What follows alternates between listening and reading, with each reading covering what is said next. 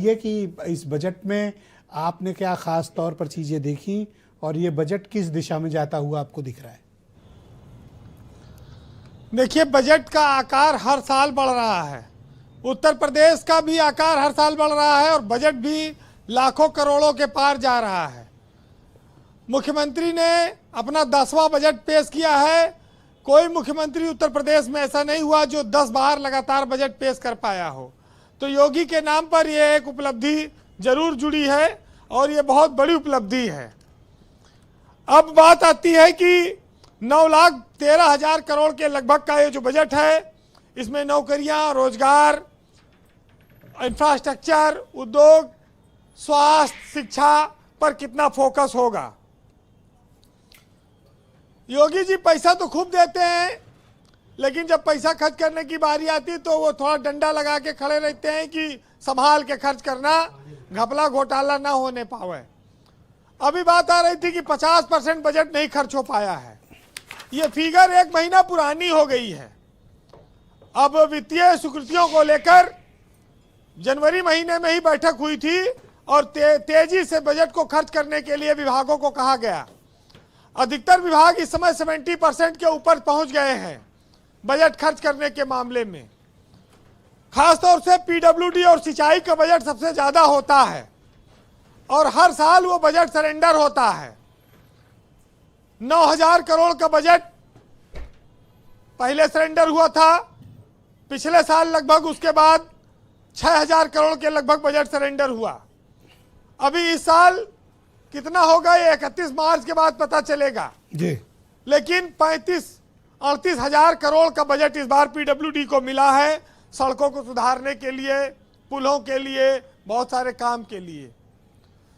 Budget जरूर surrender हो रहा है लेकिन सरकार का भरोसा कम नहीं हो रहा है, वो उस बजट को बढ़ाती जा रही है।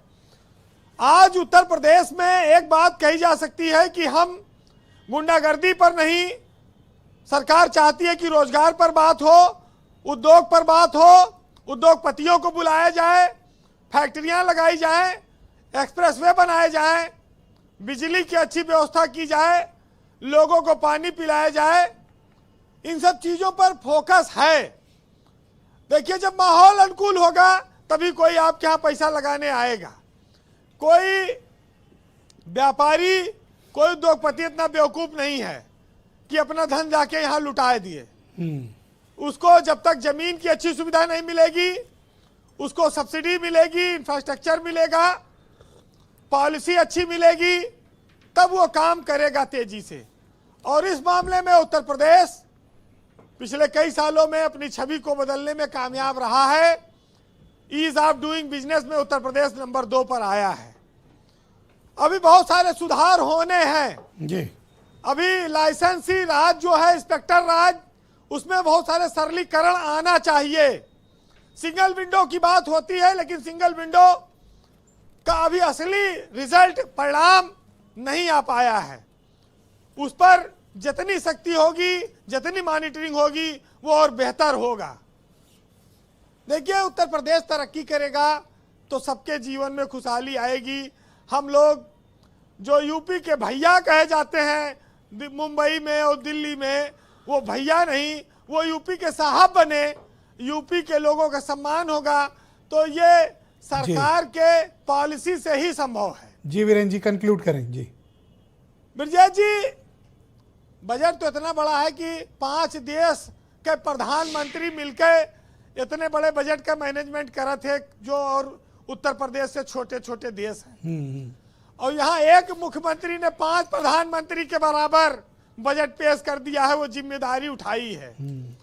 तो आप ये देखिए कि जब एक महंत मुख्यमंत्री के रूप में बैठा और वो ये समझते हैं कि एआई डाटा सेंटर बने, जो साइबर से रिलेटेड जिज्ञासा है, क्राइम है, जो उस पर काम होना है, नए जमाने के साथ वो उस सोच को लागू कर पा रहे हैं। वो इसके लिए विचार पर अपनी सहमति देते हैं, प्रगतिशील विचार का स्वागत करते हैं। जी वीरेंद्र जी, तो उनका भी सम्मान होना चाहिए। जी कंक्लूड करें। जी इसमें ज्यादा कुछ तो कहने के लिए है नहीं। देखिए, सारी टेक्निकल बातें तो लोग बताते हैं, लेकिन हमारे एक दोस्त हैं सचिवालय संघ में, वो काम करते हैं, सेक्रेटरी में कर्मचारी हैं। वो कहते हैं कि हम तो भैया बजट, जब हमारी ललाइन का चेहरा देखकर हम समझ जाते हैं बजट अच्छा आया है कि खराब आया है। अगर ललाइन खुश है तो बजट अच्छा, और ललाइन के मुंह लटक गया तो बजट खराब।